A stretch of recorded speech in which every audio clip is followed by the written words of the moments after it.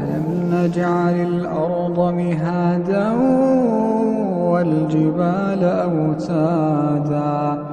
وخلقناكم أزواجا وجعلنا نومكم سباتا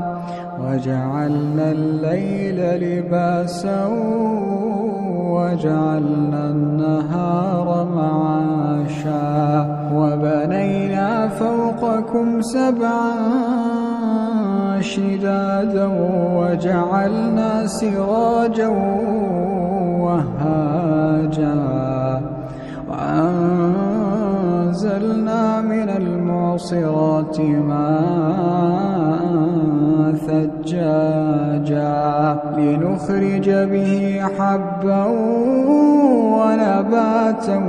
وجنات